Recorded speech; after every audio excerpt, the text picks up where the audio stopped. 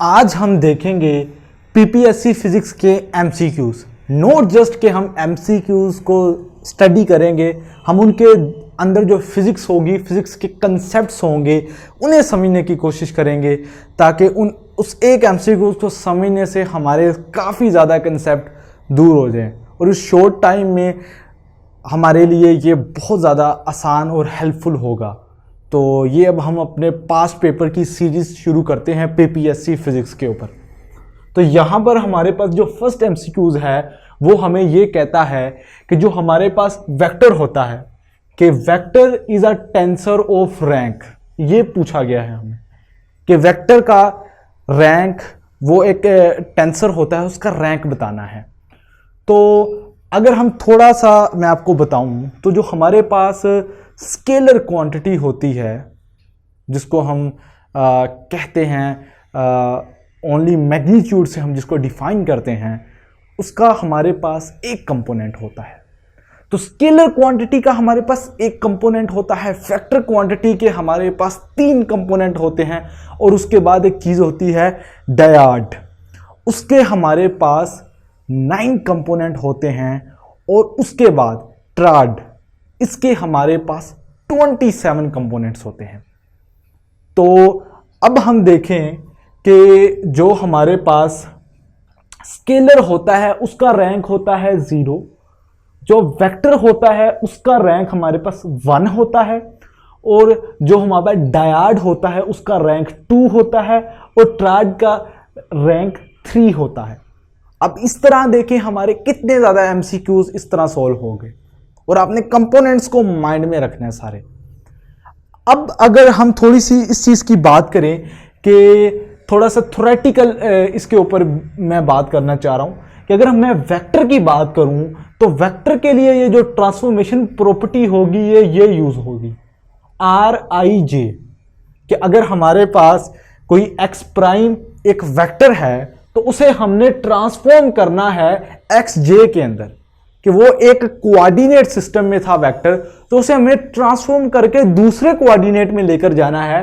तो ये transformation property rank 1 tensor use करते हैं। अगर वो ये ट्रांसफॉर्मेशन प्रॉपर्टी फॉलो करते हैं तो उन्हें कहा जाता है ये टेंसर ऑफ रैंक 1 है।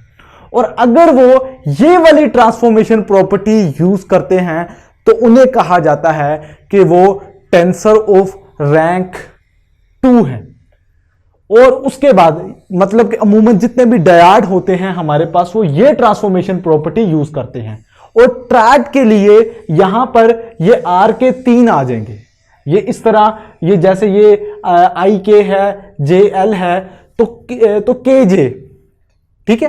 तो इस तरह ये 3 आ जाएंगे। तो ये आपने ज़हन में रखना है और ये एक बेसिक इंट्रो था टेंसर के ऊपर। तो ये 3 रिलेशन आपने ज़हन में रखने हैं, इसमें 1, इसमें 2 और ट्राड में ये 3 आएंगे। ओके, एंड और एक और बात आपने माइंड में रखनी है कि यहां पर ये जो चीज होती है हमारे पास, ये एक बेसिकली एक ट्रांसफॉर्मेशन मैट्रिक्स होता है जो एक कोऑर्डिनेट को दूसरे कोऑर्डिनेट में चेंज करता है। तो ये आपने माइंड में रखना है। अब उसके बाद हम देखते हैं कि अगर हमारे पास A ऑपरेटर और B ऑपरेटर, अच्छा अब ये जो सिंबल है इसे हम कहते हैं कम्यूटेटर। अब हम इसमें से भी बड़ी चीजें निकालेंगे। अब ये जो कम्यूटेटर होता है हमारे पास, उसको हम जब ओपन करते हैं तो हम उसको ऐसे लिखते हैं कि A कम्यूटेटर B, तो AB माइनस BA। और इसी तरह अगर मैं आपको एक और चीज बताता हूं, वो ये चीज होती है हमारे पास, ये जो फ्लावर ब्रैकेट्स होती हैं, अगर हमने अपने कम्यूटेटर को डिफाइन करना होता है तो हम स्क्वायर ब्रैकेट से डिफाइन करते हैं। और ये जो फ्लावर ब्रैकेट होती है, अगर मैं इसे थोड़ा सा लिखूं तो इसे मैं इस तरह लिखता हूं,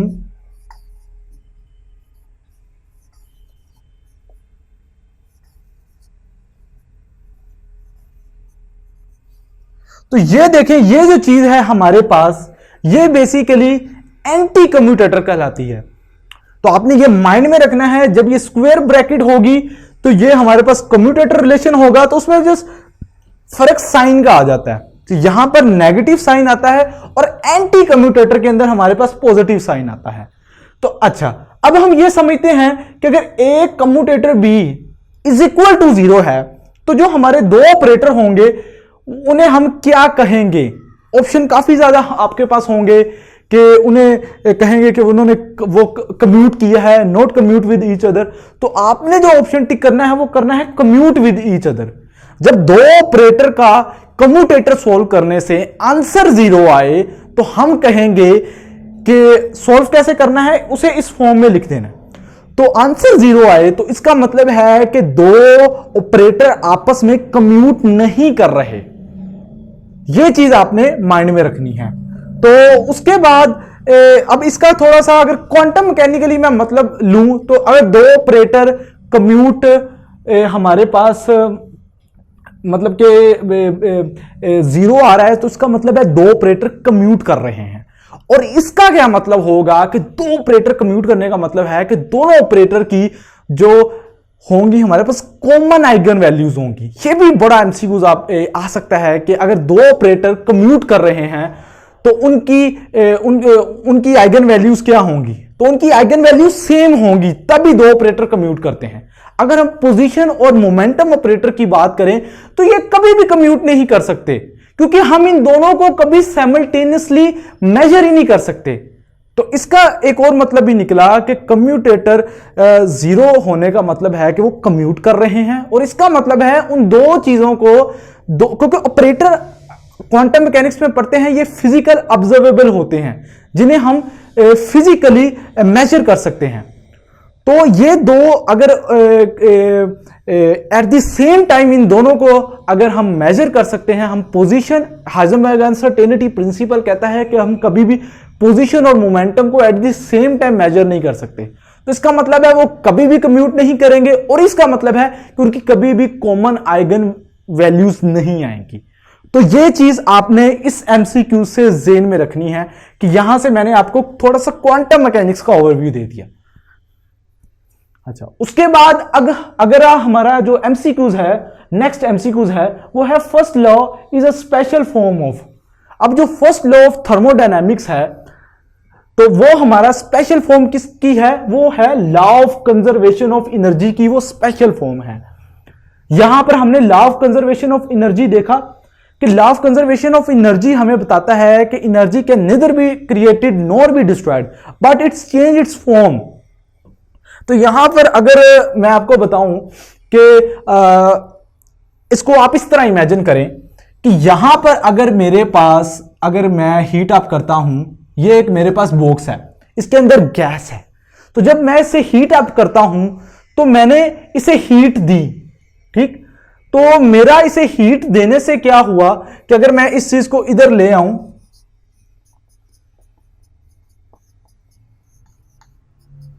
अगर मैंने इसे हीट दी तो मेरी जो ये हीट एनर्जी है ये दो चीजों में कन्वर्ट हो जाएगी। एक यहां पर जो हमारा पिस्टन होगा उसके ऊपर वर्क करने पे ये चीज इस्तेमाल होगी, और एक सिस्टम की इंटरनल एनर्जी इंक्रीज हो जाएगी। तो यहां से आप कंसेप्ट इसका समझे कि यहां पर जो हीट एक एनर्जी थी उसको हमने ट्रांसफॉर्म किया, उसको किस में ट्रांसफॉर्म किया? उसको हमने वर्क में ट्रांसफॉर्म किया, जिसकी वजह से वो पिस्टन मूव हुआ, और दूसरा सिस्टम की इंटरनल एनर्जी इंक्रीज हो गई। तो ये हमारे पास ये एमसीक्यूज हमें बता रहा था कि जो फर्स्ट लॉ ऑफ थर्मोडायनामिक्स है ये कंजर्वेशन ऑफ एनर्जी के बारे में हमें बताता है। इसी तरह थोड़ा सा मैं आपको बता देता हूं कि सेकंड लॉ ऑफ थर्मोडायनामिक्स हमें क्या बताता है। सेकंड लॉ ऑफ थर्मोडायनामिक्स हमें बताता है एरो ऑफ टाइम। इसके ऊपर मैं बाद में डिटेल में कभी बात करूंगा। फर्स्ट लॉ ऑफ थर्मोडायनामिक्स हमें law of conservation of energy बताता है, और सेकंड लॉ हमें एरो ऑफ टाइम बताता है, एंट्रोपी के बारे में बताता है। और सबसे इंपॉर्टेंट चीज कि जो फर्स्ट लॉ है वो हमें, आप हैरान होंगे कि फर्स्ट लॉ हमें कभी भी ये नहीं बताता कि हीट हॉट बॉडी से या जाएगी कोल्ड बॉडी की तरफ या कोल्ड बॉडी से हॉट बॉडी की तरफ जाएगी, क्योंकि हमें तो पता है कि heat always travel from hot body to cold body. ये हीट की डायरेक्शन है कि हीट इस तरह ट्रेवल करती है। लेकिन फर्स्ट लॉ हमें डायरेक्शन ऑफ हीट नहीं बताता, वो बस ये बताता है हीट फ्लो। तो सेकंड लॉ ऑफ थर्मोडायनेमिक्स हमें डायरेक्शन ऑफ हीट बताता है। तो इससे आपके थोड़े से थर्मोडायनेमिक्स के कंसेप्ट्स का ओवरव्यू हुआ होगा। अब आगे हम देखते हैं कि स्फेरिकल पोलर कोऑर्डिनेट्स के अंदर हमने जो ये एजीम्यूथल जो एंगल होता है, जो वेरिएबल होता है, इसकी हमने रेंज बतानी है। तो इसकी जो रेंज होगी उसको समझने के लिए हम जरा इस इमेज को देख लें। तो जब हम इस इमेज को देखेंगे तो अब यहां पर ये जो मेरे पास एजीम्यूथल, अगर यहां पर ये एक पॉइंट है तो उसको मैं आर, थीटा और फाई इन तीन कोऑर्डिनेट से डिफाइन कर रहा हूं, तो क्या होगा कि जो आर है ये 0 से तो इन्फिनिटी जा रहा है, मतलब कि ये 0 से इन्फिनिटी जा सकता है, तो इसकी रेंज हमारे पास 0 से इन्फिनिटी होगी। और उसके बाद ये जो थीटा होगा ये हमारे पास इतना मूव कर सकता है, इतना मतलब कि 180। तो थीटा की, जिसको पोलर एंगल कहते हैं, उसकी रेंज हमारे पास होगी 0 से पाई। और उसके बाद हम अगर बात करें कि ये जो नीचे है एजीम्यूथल, ये अगर आप इसको ये प्लेन देख लें तो ये प्लेन है नीचे, तो ये पूरा 2 पाई मूव करता है, तो इसकी हमारे पास रेंज होगी 2 पाई। तो ये बेसिकली हमारे पास स्फेरिकल पोलर कोऑर्डिनेट्स का एक ओवरव्यू हो गया, और जिसमें हमारे पास जो करेक्ट आंसर होगा वो हमारे पास ये होगा, ये हमारे पास रेंज आ जाएगी। तो ये फाई की है। अब उसके बाद अगर हम ये एमसीक्यूज देखें कि work done by compound pendulum in one complete oscillation, वो क्या होगा। तो यहां पर अब हमने वर्क का कंसेप्ट समझना है, ठीक है, मतलब कि हर एमसीक्यूज के पीछे एक फिजिक्स का ब्यूटीफुल कंसेप्ट इन्वॉल्व है। तो यहां पर ये कंसेप्ट इस तरह है कि ये बेसिकली आपसे जब भी वर्क की बात पूछी जाए तो आपने फोर्सेस के बारे में सोचना है कि यहां पर जो फोर्सेस हैं वो ये हैं, वो सिर्फ एक हमारे पास टेंशन की फोर्स है जो कि ऐसे ऊपर की तरफ लग रही है, ठीक है, और ये डायरेक्शन ऑफ मोशन है इस तरह। तो आप अगर पूरी मोशन को देखें, मतलब कि पूरी ऑसिलेशन को देखें, पेंडुलम इस तरह आ जा रहा है, तो उसकी जो टेंशन होगी, ये देखें ना, ये वर्क का फार्मूला होता है W = F.D। तो डॉट खत्म करेंगे तो FD cos थीटा होगा। तो यहां पर फोर्स और जो डिस्प्लेसमेंट है उसकी डायरेक्शन हमेशा परपेंडिकुलर रह रही है, उसके दरमियान 90 एंगल बन रहा है। दैट्स वाई कि कंप्लीट ऑसिलेशन में हमारे पास जो वर्क आएगा वो 0 आएगा, क्योंकि थीटा की यहां पर वैल्यू 90 है। तो यहां पर थोड़ा सा हमें वर्क का आइडिया होगा। जब भी वर्क के बारे में क्वेश्चन किया जाए, आपने फोर्स सिस्टम के आइडेंटिफाई करनी है और अपनी डिस्प्लेसमेंट को देखना है। और उसके बाद हमारे पास जो लास्ट एमसीक्यूज है वो ये है कि it is possible to distinguish between transverse and longitudinal wave by studying properties of.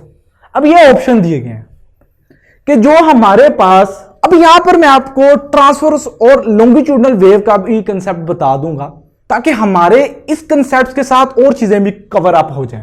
तो यहां पर जो हमारे पास ट्रांसवर्स वेव होती हैं वो ऐसी वेव्स होती हैं कि जो नंबर ऑफ डिफरेंट प्लेन में ऑसिलेट करती हैं। मतलब कि उसकी अगर मैं एग्जांपल दूं आपको कि यहां पर अगर मैं इस तरह ये डिफाइन करूं कि ये मेरे पास एक प्लेन है, तो ये जो ट्रांसवर्स वेव होती हैं ये हमारे पास डिफरेंट प्लेन पे मूव करती हैं। कुछ ये जो हमारे पास ये x है, ये y है और ये हमारे पास z है। तो ये देख लें, ये हमारे पास एक्स वाई प्लेन बन गया, ठीक है, और उसके बाद ये जो प्लेन है हमारे पास ये एक्स जी प्लेन बन गया, ठीक है। तो इस तरह ये हमारे पास ये 2 प्लेन बन गए, और ये जो नीचे वाला प्लेन है हमारे पास ये वाला, ये हमारे पास जी वाई प्लेन बन गया। तो हमारे पास जो ट्रांसवर्स वेव होती हैं वो इस तरह के प्लेन में ऐसे ओसिलेट कर रही होती हैं, इस तरह के प्लेन में, ठीक है। तो अगर उसको मैं इस तरह डिफाइन करूं तो वो इस तरह की फॉर्म में होती है हमारे पास, ठीक है। अब यहां पर ट्रांसवर्स वेव की जो डायरेक्शन होती है ऑसिलेशन की वो मल्टीपल होती है। तो जब बेसिकली हम क्या करेंगे कि हम ट्रांसवर्स वेव के अंदर यहां पर अगर हम पोलराइजर लगाएंगे, फर्ज करें कि यहां पर मैं वर्टिकल पोलराइजर लगाता हूं, तो इसमें से जितनी भी वेव्स गुजरेंगी सिर्फ हमारे पास बाद में हमें वर्टिकल वाली वेव मिलेगी, और अगर यहां पर मैं हॉरिजॉन्टल लगाऊंगा तो मुझे बाद में हॉरिजॉन्टल वेव मिलेगी। तो हम कहेंगे हमारी लाइट पोलराइज्ड हो गई। अब कंसेप्ट क्या है? अब अगर लॉन्गिट्यूडनल वेव की बात करेंगे तो लॉन्गिट्यूडनल वेव के केस में हमारे पास वो बेसिकली इस तरह मूव करती हैं। अब आपको ये समझ आ गई होगी मैंने क्या ड्रॉ किया है। ये कंप्रेशन और रेयरफैक्शन है, वो कंप्रेशन और रेयरफैक्शन, कंप्रेशन और रेयरफैक्शन। क्योंकि ट्रांसवर्स वेव में जो पार्टिकल ऑसिलेट होते हैं वो perpendicular to the direction of motion होते हैं। तो यहां पर जो ऑसिलेट होते हैं वो along the direction of motion particle oscillate होते हैं, इस तरह करके ना, इस तरह वो वेव आगे ट्रांसफर होती है। तो अगर इसको हम गौर से देखें तो आप इसके आगे पोलराइजर लगा भी लें, लेकिन इसके आगे पोलराइजर लगाने का हमें कोई फायदा नहीं होगा, क्योंकि हमारी लॉन्गिट्यूडनल वेव कभी भी पोलराइज्ड नहीं होती। क्यों नहीं होती? क्योंकि वो पहले ही एक ही डायरेक्शन में होती हैं, उनके अंदर पोलराइजेशन का कंसेप्ट हम यूज ही नहीं करते। तो हमारे पास जो ट्रांसवर्स वेव होती हैं वो पोलराइज्ड होती हैं, और जो लॉन्गिट्यूडनल वेव होती हैं वो पोलराइज्ड नहीं होती। उनको हम पोलराइज नहीं कर सकते क्योंकि वो पहले ही पोलराइज्ड होती हैं, पहले ही सिंगल डायरेक्शन होती है, उनकी ऑसिलेशन की सिंगल डायरेक्शन होती है। यहां पर मल्टीपल डायरेक्शन होती हैं। इसलिए अगर हम देखें डायफ्रैक्शन, इंटरफेरेंस और डायफ्रैक्शन, इनके थ्रू हम इन्हें डिफरेंशिएट नहीं कर सकते, क्योंकि लाइट भी डायफ्रैक्ट करती है, और आपने वो डबल स्लिट मॉडल देखा होगा, और साउंड भी डायफ्रैक्ट करती है, जिसकी वजह से अगर रूम से आप बाहर भी बैठे हो तो आपको आवाज आती है। इसी तरह लाइट भी इंटरफेयर करती है और साउंड भी इंटरफेयर करती है, क्योंकि लाइट इसलिए लाइट ट्रांसवर्स वेव होती है, साउंड इसलिए क्योंकि वो लॉन्गिट्यूडनल वेव होती है, तो वो भी इंटरफेयर करती है उसी तरह जैसे लाइट इंटरफेयर करती है। तो इसलिए अगर हमने लॉन्गिट्यूडनल वेव और ट्रांसफर वेव्स को आपस में डिफरेंशिएट करना हो तो हम उनकी पोलराइजेशन देखेंगे। तो ये हमारे पास इसका कंसेप्ट था।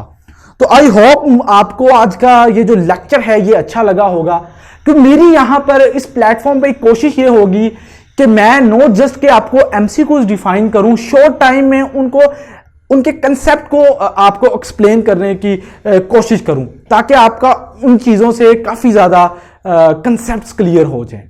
तो होपफुली मैं जल्दी से नेक्स्ट वीडियो भी लेकर आऊँगा, मज़ीद एमसीक्यूज को कवर करेंगे।